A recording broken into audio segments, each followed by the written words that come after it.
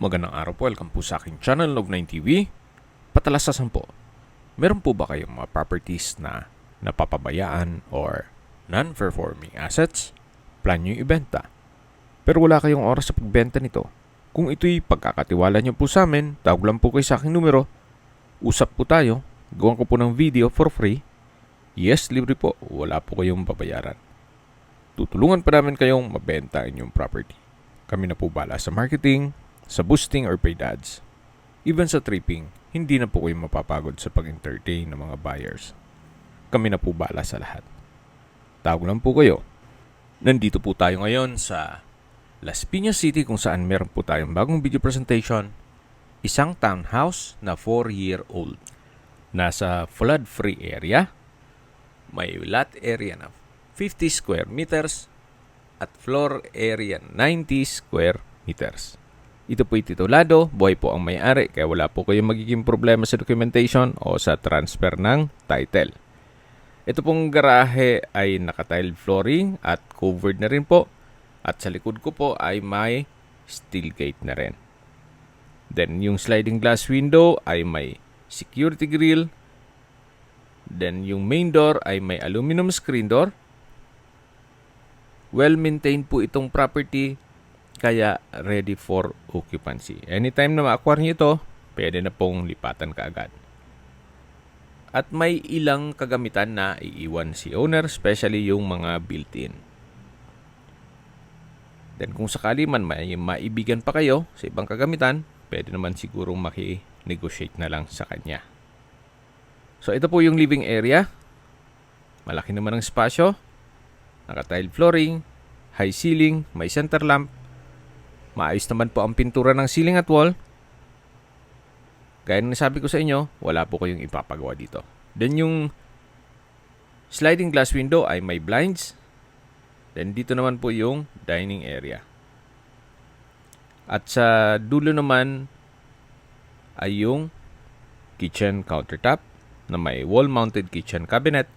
At sa baba po ay may storage ng kitchen utensils. Dito po sa kitchen countertop ay meron pong stainless sink with faucet. Sa tabi po nito ay may outlet, may kitchen window, then may access door na papunta dito sa may service area. Na kung saan dyan din po yung laundry area.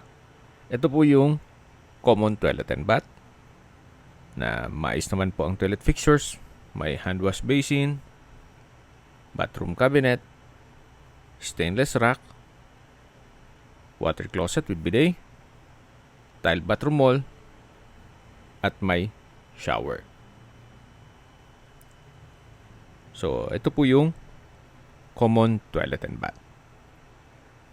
Lipat po tayo dito sa kabilang side nitong service area na meron din pong dirty kitchen.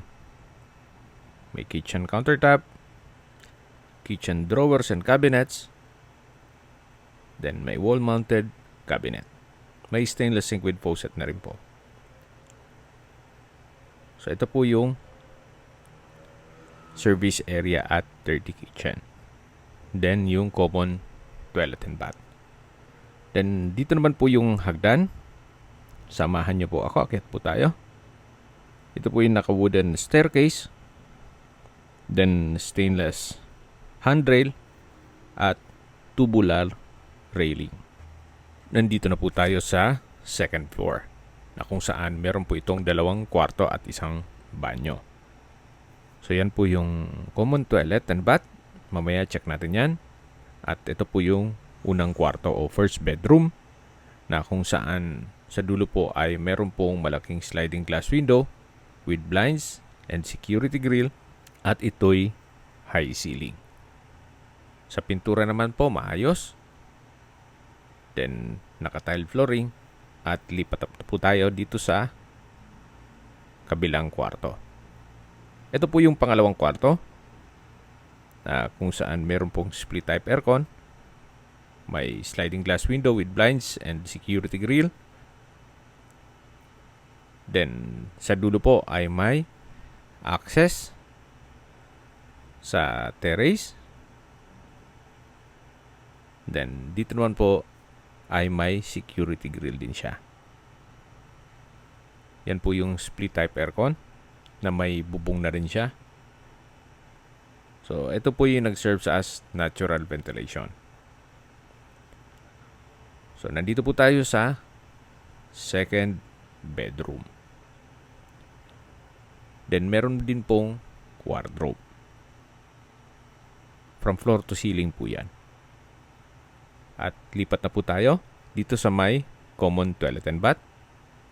Kung saan meron pong hand wash basin, bathroom cabinet, multipurpose rack, water closet with bidet, hot shower set, then may grab handle, at ito po yung naka-tile bathroom wall. High ceiling din po dito sa area to. So yan po yung dalawang kwarto at common toilet and bath.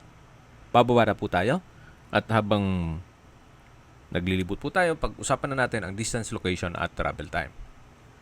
Ito pong subdivision ay malapit lang po sa University of Perpetual Help Delta. Ang distance is 1 kilometer at ang travel time is 5 minutes. Mula naman po sa Las Piñas City Hall, ang distance is 1.3 kilometers at ang travel time is 6 minutes. Mula naman po sa Perpetual Health Medical Center, ang distance is 1.5 kilometers at ang travel time is 7 minutes. Yan po yung lagi kong binabanggit sa inyo na dapat nyo i-consider sa paghanap ng property, yung meron pong malapit na hospital.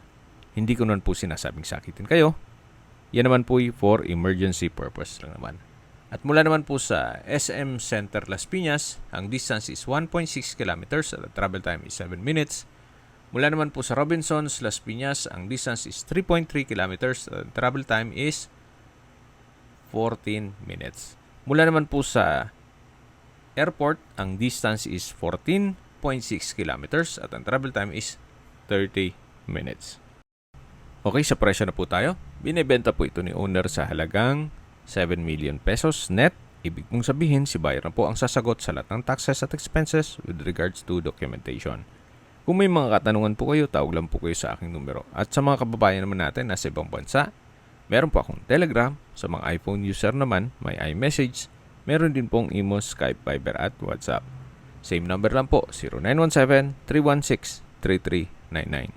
Sa mga nagtatanong naman po ng aming Facebook, meron po kaming Facebook page na Nov9TV at Facebook Real Video. Meron din pong TikTok at Instagram.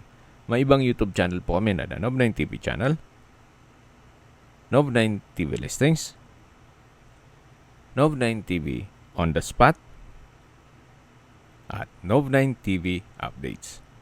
Sana po naibigan nyo ang video presentation.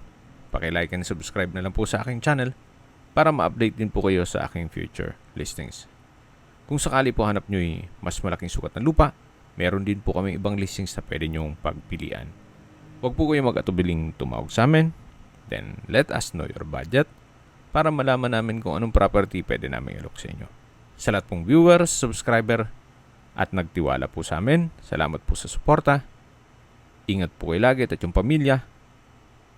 Maraming salamat po.